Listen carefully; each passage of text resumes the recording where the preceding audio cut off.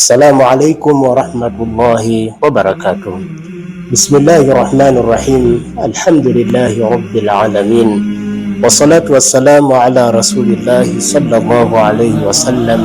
Amma ba'd.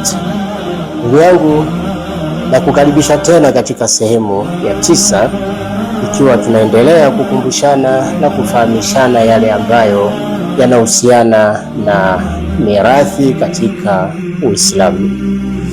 Katika sehemu yetu ya leo tutaangalia ikiwa ijtamaa arrijalu kulluhum, ikiwa wamekusanyika wanaume wote, wanaume ambao tuliwataja katika wale ambao wanahusika kurithi. Nakumbuka ndugu yangu, tulisema idadi yao ni 15. Idadi ya wanaume alwarithuna min arrijali ni 15.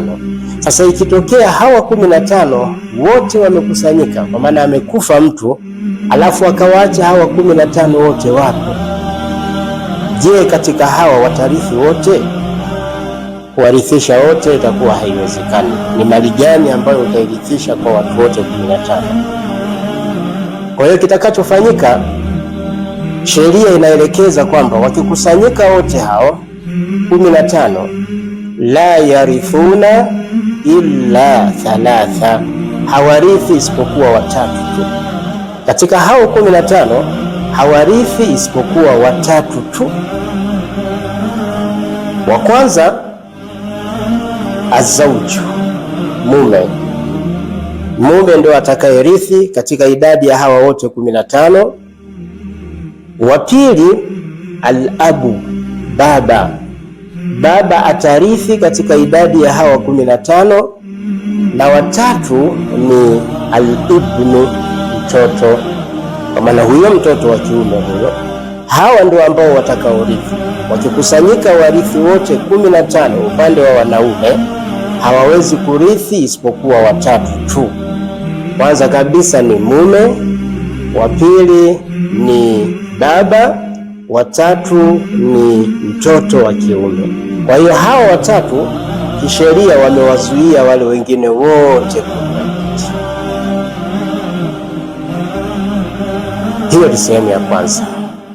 Ama sehemu ya pili, tuliwataja wale alwarithatu minan nisai, tukaona idadi yao ni 10. Wapo 10 ambao wanastahiki kurithi mnamo wanawake.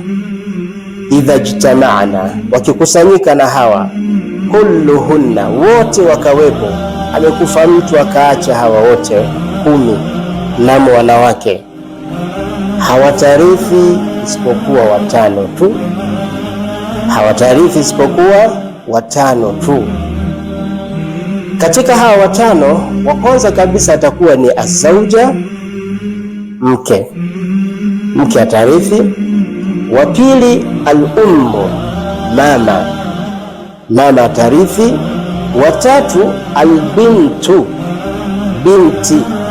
binti wa marehemu, binti atarithi. Wa nne bintul ibni, binti wa mtoto wa kiume, bintul ibni, binti wa mtoto wa kiume. Na watano al-ukhtu shaqiqa, baba mmoja mama mmoja.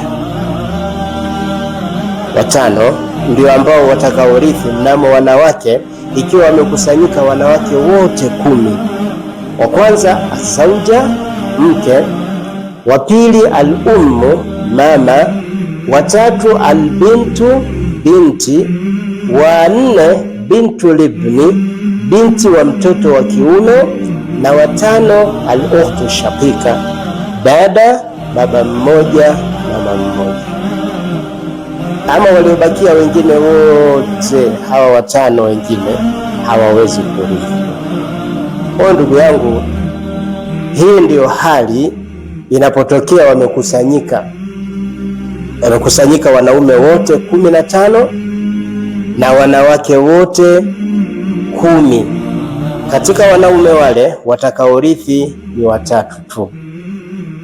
Katika wanaume watakaorithi ni watatu tu: azauju, mume; alabu, baba; alibnu, na mtoto wa kiume. Na ikiwa wamekusanyika wanawake wote 10, katika hao wanawake 10 watakaorithi ni 5 tu: azauja, mke; al-ummu, mama; al-bintu, binti; bintu libni, binti wa mtoto wa kiume; pamoja na al-ukhtu shaqiqa, dada, baba mmoja, mama mmoja. Ndugu yangu, hii ndio idadi ya watu ambao watakaorithi ikiwa watakusanyika mnamo wanaume au wanawake. Insha Allah nikukaribishe tena katika sehemu yetu ya 10 kwa idhini ya Allah subhanahu wa ta'ala. Mwenyezi Mungu atufahamishe haya ambayo tunayokumbushana na ajalie katika mizani ya mema yetu siku ya Kiyama. Wabillahi tawfiqi, wassalamu alaikum wa rahmatullahi wa barakatuh.